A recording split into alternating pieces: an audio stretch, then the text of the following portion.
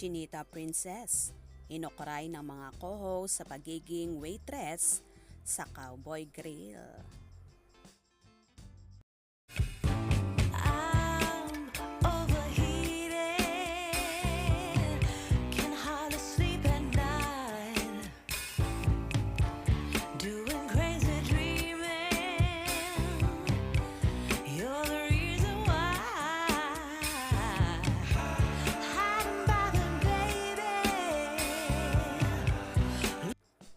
Walang humpay na tawanan ang naganap sa It's Showtime, kung saan palaging inookray si Kimi at nagiging sentro ng biruan nila. Nakasuot kasi ang dalaga ng miniskirt at hanging clothes kung saan bagay na bagay sa kanya. At sabi nga ng dalaga ay isa siyang membro ng Blackpink, kung saan isang K-pop girl na paborito ni Chinita Princess.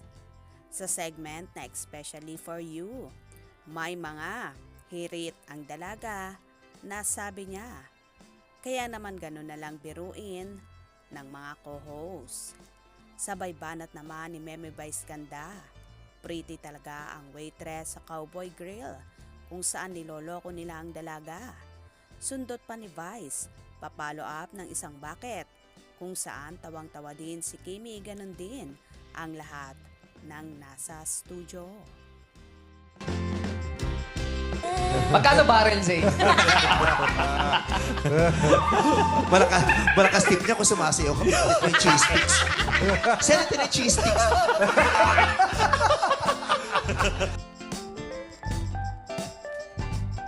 Grabe yun. Grabe, siguro 1 million per per head na lang. Pangmasok pa ng waitress mo, black. Kahit naman kasi, sino ay mapapansin ang aura ni Kimi bukod sa so cute and pretty? Abay, bagay na bagay talaga sa kanya ang kanyang outfit. At halata mo talagang totally in love, kaya naman paboritong okrayin at biruin ng mga kasamahan. For sure, in love na yan kay Paolo Avellino. Anyway, good job Kimi. Salamat sa lahat ng pagpapatawa mo at pagbibigay ng good vibes sa lahat. At sa pagiging sport mo na hindi ka talaga marunong mapikon. Kaya naman tumutok at huwag na huwag pahuhuli sa mga maiinit na kaganapan. Anong inyong magiging reaksyon sa bidyong ito? Comment below.